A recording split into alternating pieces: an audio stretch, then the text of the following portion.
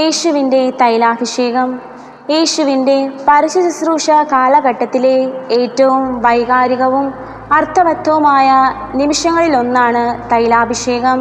വിശുദ്ധ ബൈബിളിലെ 4 സുവിശേഷങ്ങളിലും ഈ സംഭവം വിവരിക്കുന്നുണ്ട്. യേശുവിൻ്റെ മരണത്തിന് തൊട്ടു മുൻപുള്ള ദിവസങ്ങളിലാണ് പ്രധാനമായും ഈ സംഭവം നടക്കുന്നത്.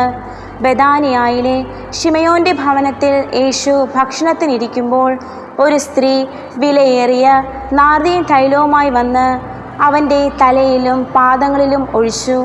ആ കാലഘട്ടത്തിൽ അതിഥികളെ സ്വീകരിക്കുന്ന പതിവുണ്ടായിരുന്നെങ്കിലും ഇത്രയും വിലയേറിയ സുഗന്ധ തൈലം ഉപയോഗിക്കുന്നത് അത്യപൂർവമായിരുന്നു. 1 വർഷത്തെ കൂലിക്ക് തുല്യമായ വിലയുള്ളതായിരുന്നു ആ തൈലം. ആ സ്ത്രീ തൻ്റെ ഏറ്റവും വലിയ സമ്പാദ്യം യേശുവിനായി സമർപ്പിച്ചത് അവളിലെ അതിരറ്റ സ്നേഹത്തിൻ്റെയും പശ്ചാത്താപത്തിൻ്റെയും അടയാളമായാണ് കണക്കാക്കപ്പെടുന്നത്. തൈലം പാഴാക്കിക്കളഞ്ഞു എന്ന് പറഞ്ഞ് ശിഷ്യന്മാരും മറ്റുള്ളവരും ആ സ്ത്രീയെ കുറ്റപ്പെടുത്തിയപ്പോൾ യേശു അവളെ ന്യായീകരിച്ചു.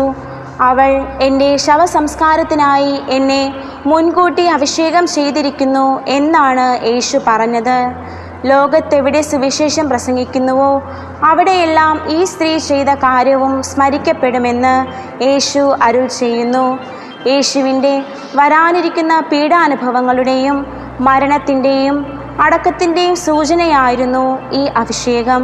ലോകത്തിൻ്റെ കണക്കുകൂട്ടലുകൾക്ക് അപ്പുറത്തുള്ള യഥാർത്ഥ ഭക്തിയുടെയും സ്നേഹത്തിൻ്റെയും ഉദാഹരണമായി ഈ സംഭവം നിലകൊള്ളുന്നു.